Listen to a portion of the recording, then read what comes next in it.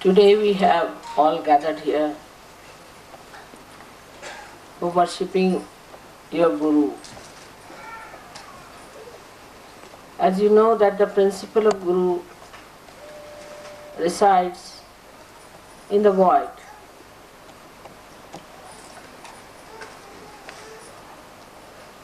This is the principle which gives you balance,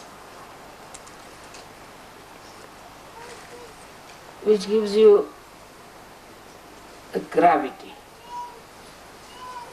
The gravity that we have in the Mother Earth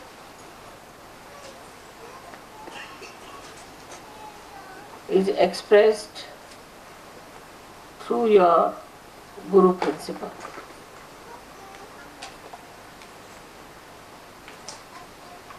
The first point of gravity is that you should have a personality, a character, and a temperament that people would see that you are a personality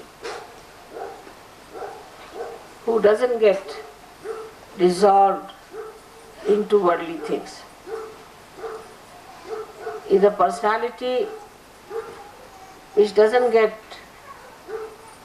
ruined by the skirmishes of life. Is the personality of a Guru which sits down deep into his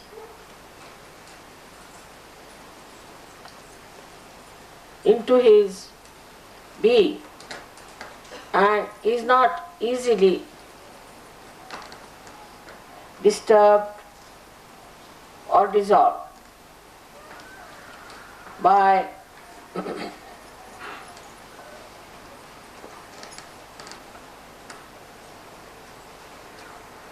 any solvent whatsoever. This is the first principle of the Guru, is the gravity. As I told you, it is something which cannot be dissolved into anything. It settles very deep down into your personality. So it doesn't float in the water. Now you see, in the countries which are developed very much, we think that we have a very great power of individual attainment. That individually we are absolutely free, we can do whatever we like. And that's why individual freedom becomes the goal of all democratic countries, neglecting the collective. Of course, individual is important and it has to become all right to nourish the collective. But if the individual does not have the gravity, then they float on the surface. And anything can impress them. That's why we find today people get impressed by fashions. By fashions which by no logical reason are good for your health, for your wisdom. Sit down.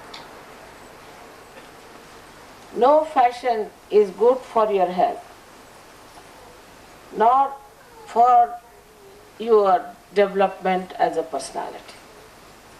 Sometimes you look so odd with it, so funny, so stupid. Then they ask you a question, what's wrong in becoming stupid? What's wrong in becoming foolish? The reason is you have an individual freedom, but your personality has not grown. Your personality is zero. You have no personality left. You cannot decide anything for yourself. Whatever is the fashion, you just run after. Is the situation of the Western countries, but in the countries like India now, they are also in some sort of a craze, because they have to still pass through the so-called affluence that you have. So they'll take to the crazes, like supposing somebody sees a very beautiful carpet with someone, then all rush to buy the carpet. They'll do anything for getting things to themselves. So they turn towards materialism also in the same way as you people turn to fashions. The individuality is all right up to a point, but then it becomes a madness. Especially in the West, the personality is so low, is so missing, that any entrepreneur can develop any craze, any name, and everybody runs after that and is impressed. Like a stupid fellow can call himself by some name. Say he can call himself by some funny name. Now say poison, as he says. Now to everyone, to buy poison is a very great thing, because it is by some stupid man who has taken a name, and so everybody must buy that. It is nothing special about it. It is nothing special. It is nothing remarkable. It is nothing that will make you something great. But people will buy that particular make because it has a brand which everybody will accept. Oh, it's from that particular brand. And it's such a madness about it. Then comes to the anything from hairstyle up to your foot style, to your neck style, to your nail style, to your eyebrow style. I mean, anything, any stupid thing that you could do to your body is available, and people take to it because they have no gravity in them. The persons who have gravity do not take to such changes. First, logically, they try to know if this change is good or not. But only because it's a change, it's a craze, it's a fashion, they do not take. This is one of the signs of gravity in a person, that he doesn't float on the ground like straws, but he stays like a beautiful pearl in the deep shores of understanding. So those who are today here to worship the Guru, they have to worship their own Guru within themselves, and have to understand that first thing and foremost thing is that we must have gravity in temple. You do not need education for that, university education. You need not read books, you need not do anything. Only thing is that you have to have your value system corrected. When your value system is corrected, you understand what is good for the society, what is good for you. For example, if it's a lotus flower, it will never emit filth and dirt. The fragrance will be always there. If it is a rose or any other fragrant thing, it will emit fragrance only. It cannot emit something that is filthy. Now those who think they are gurus and have achieved that gravity will never write something which is ugly, say something which is dirty, will never use their mind to appreciate anything that is filthy and wrong.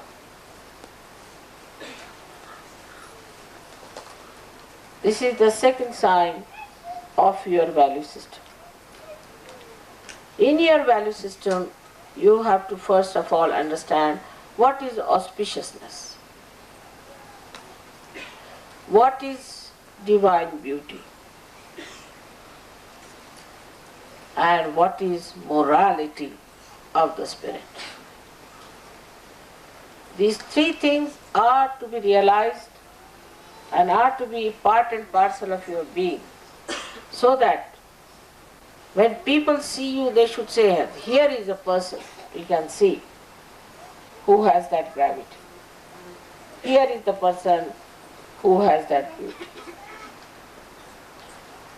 It acts inside, outside. A person who has that sobriety inside dresses up in a sober way.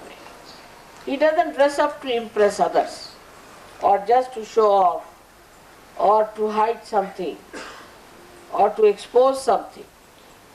But just to respect his body, he dresses up. When he talks to others, he talks wisdom. He doesn't talk frivolous things, useless things, and things which are of very baser level. In his own enterprises, I would say, he has a kind of a decency and a decorum. Like a person tries to become an expert. A person who worships his guru tries to be an expert in his work. Like supposing there's a person who is an engineer. He doesn't care for money. He doesn't care for fame. He doesn't care for applauses from others.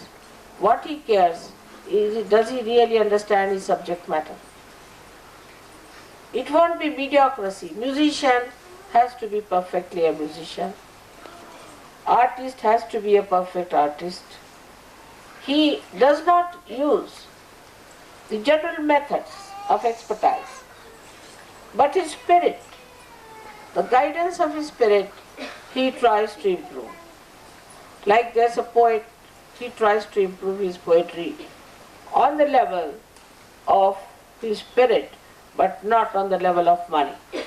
Because normally people would write things just to please the majority of the people so they can sell their books, or something filthy, which is not benevolent to the society, nor to the name of the writer. They don't mind. They become shameless about it. So, not that the Guru himself has the value system, but through his lifestyle, through his own preachings, through his own behavior, he radiates gravity to others. He radiates gravity to others. So it builds up our value system of a balance. But it does not mean that if somebody wants to become an expert on one subject, then he neglects the other side. It's in balance. It has to be in balance. A person, say for example, who is a musician and cannot understand a painting, he is not an artist.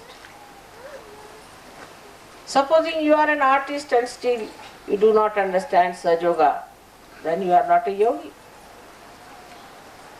So if you start from the central point of your spirit, you will be surprised that the knowledge that you receive or whatever you give is absolutely integrated and radiates from one point. So in every way you become an expert. In any subject you become an expert. Anybody asks you a question, you know everything. But in that you know what is worthless and what is of worth. You try to understand what is important. You know, you give up whatever is worthless. And you would not like to know the names of different alcohols. You don't want to be expert in that.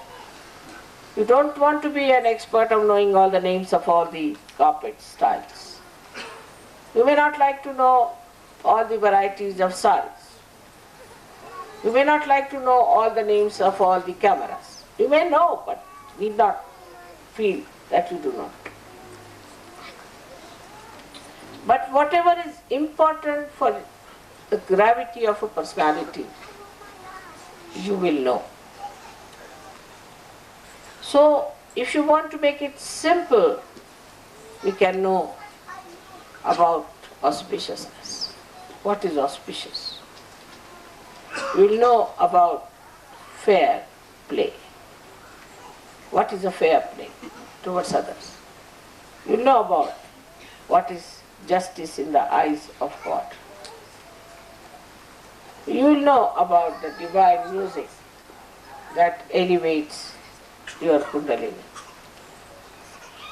So, as a result of this gravity, you get discrimination. That you know what is your personality and what is the water surrounding you. You know how to discriminate.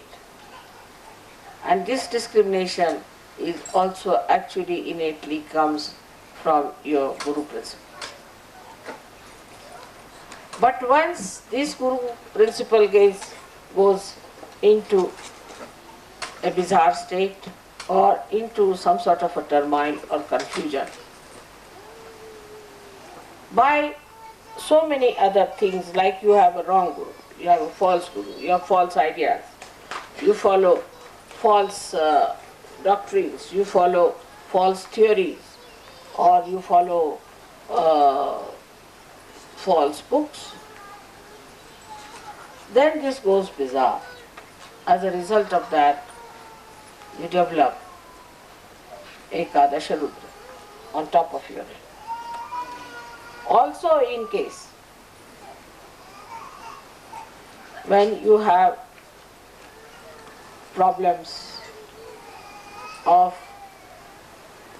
not temperate and moderate life, if you are an extremist, if you work too hard or you don't work at all, or if you only go on projecting yourself into one side and not paying attention to the other side of your life, with all these imbalances, physical, mental, emotional and spiritual, you develop problems of your Guru principle. As a result, you develop this Ekadasha Rudra, which is the beginning of your destruction.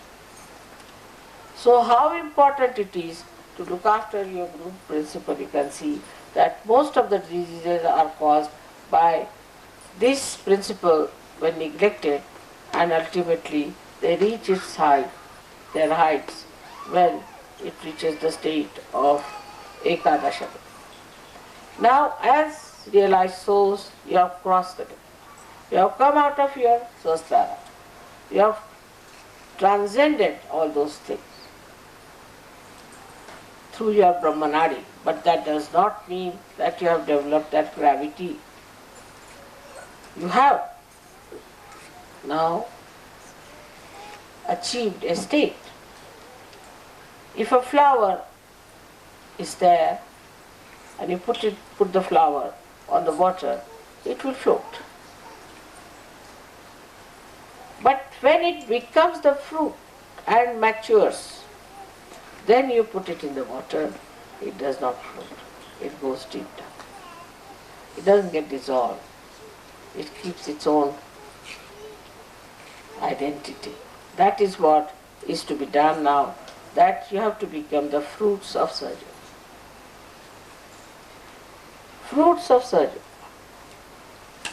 Blossom time is over now, you have to become fruits. And people who see you should know that you have no imbalances at all. You are the people with special gravity. So when you talk to people, when you have any kind of Sahaja Yoga program, you do not behave in a childish manner or stupid manner. I have seen people sitting before me raising their kundalini. It's stupid. Or giving bandhan to themselves is stupid. So even coming to in the Sahaja Yoga, one can have that kind of a stupid behavior or behavior without gravity. Even after coming to Sahaja Yoga, if you have the same style as you had before, then you have to grow, mature, you have to become still the fruit. And that is the sign that you become really the Guru principal being. It is important that we have to know the gravity of the Mother Earth, how she revolves with such a tremendous speed, holding all of us together to her heart. And then she emits her beautiful divine love through the various beauties that are surrounding us. Now we can see for ourselves. Especially when I see the big mountains, I feel they are like great saints sitting and meditating here. But they are the only ones who can catch the Guru principle emitted by the sea. As you know, the sea is the Guru principle. And they are so high that they can catch the Guru principle. So despite the fact you have that gravity, you are people of very high standards. And you are beyond any temptations, any stupid ideas, or any ideas that can pervert or spoil others. You stand above everybody else, stalwarts. As we had very great people on this earth, I have given you the names.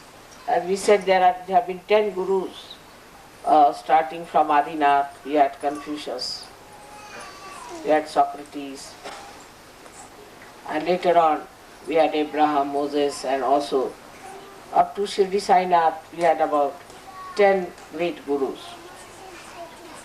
Now we have so many here sitting down. They are all gurus and they have to behave like gurus and have to do the job of great gurus. And this is what today we have to see if we can develop that gravity within ourselves and understanding within ourselves. When that peace resides within you, the joy of becoming Sahajogis will be really felt, will be really understood, and will be enjoyed by all of you. May God bless you.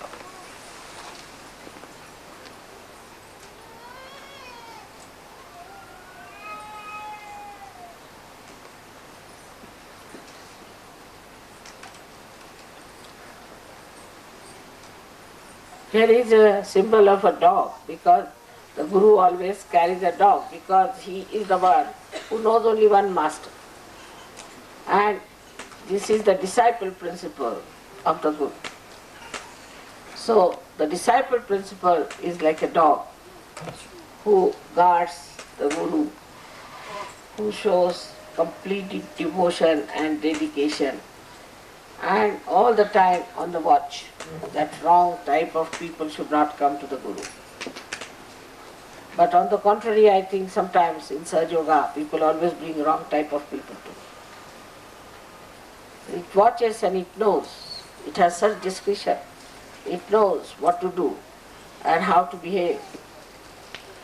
This is what is the symbol of a disciple. And so this symbol has to be understood by all of you.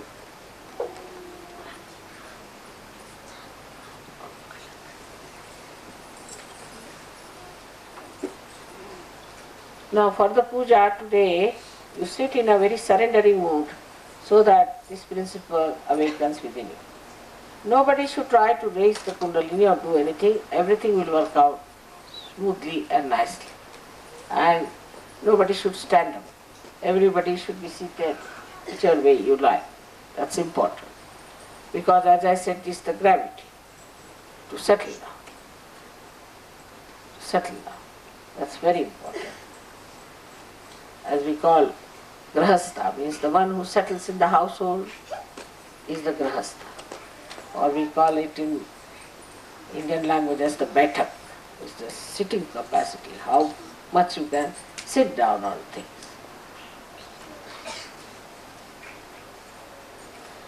This child, you better ask the child to go away. Whose child is this one? Is very disturbing. No, no, check into that. Yeah. Just pick him up, that's all. He's the disturbing one. Yes, I don't know. Let him sit outside and he'll be all right. He's all right. Sometimes something goes wrong with them, you see. These girls, they should pay attention. Children should not, these two girls there, they should pay attention, that's important, because that's how they are going to be helped.